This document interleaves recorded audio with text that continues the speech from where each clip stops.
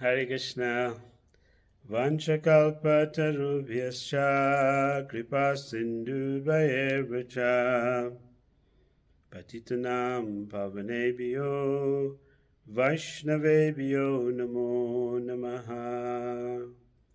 Dear devotees, Hare Krishna, please accept my obeisances. All glories to Srila Prabhupada.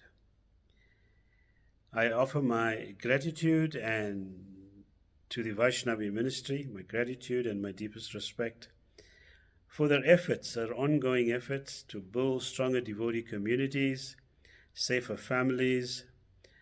Every year they come up with a new theme, building on and compounding on its foundational work. The ministry's tireless work shows us that the protection and care of Vaishnavis and children is not just a symbolic gesture. Reformation and advocacy is needed if we want to change attitudes in a meaningful way. So the ministry gives us hope that there are better days ahead. We must aspire to create safe places by actively involving the entire community. Each one of us, we carry a sacred duty to build protection into children's surroundings at every level of ISKCON life. ISKCON is a safe house given to us by Srila Prabhupada. It's the first line of defense for our mothers and children. We are, of course, a cross-cultural, multinational, and a very diverse society. But we are connected, and we remain interconnected by our devotion to Lord Krishna. We must do more to strengthen the society's protective ability, reinforcing awareness and punishing perpetrators of abuse. Leadership power should never be used to cover abuse, but to build and energize strong, vibrant spiritual communities.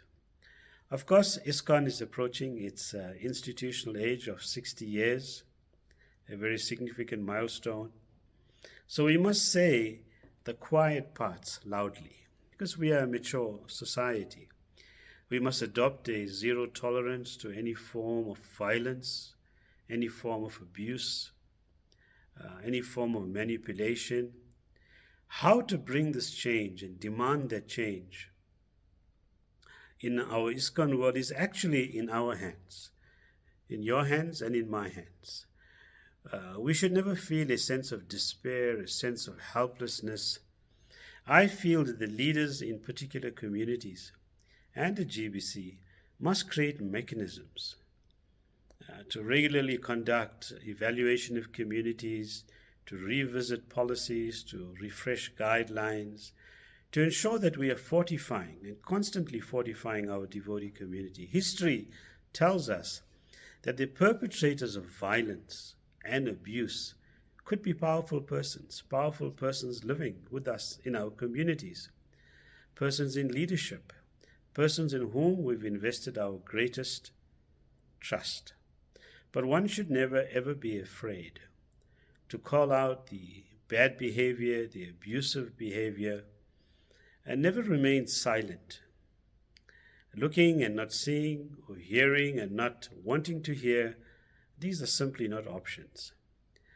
Outsiders looking into the ISKCON world will judge our movement by how we treat our mothers and how we treat our children. So we must accelerate practical interventions like greater representation, greater appreciation, a global helpline, perhaps even a global tip-off line to report perpetrators of abuse, domestic violence, family violence. Each one of us, we have an important role to play. We cannot just wait for moments of crisis. Crisis should not be the only trigger for a call to action. We want an ISKCON world that is alive to the importance of having successful, safe, super-enabling, vibrant spiritual communities. We have spiritual capital to do this, and let's make the well-being of every Vaishnavi, every child, and every community the core of our agenda. We can't influence what others may or may not do, that's a fact. But personally and individually, and at least on the community level, we can do something. So we laud the Vaishnavi ministry. We thank them for their tireless efforts in trying to create safe spaces and creating ideal devotee communities with happy children at the center. All glories to their service. All glories to Srila Prabhupada. Hare Krishna. Hare Krishna, Hare Krishna, Krishna Krishna, Hare Hare, Hare Rama, Hare Rama, Rama Rama, Hare Hare.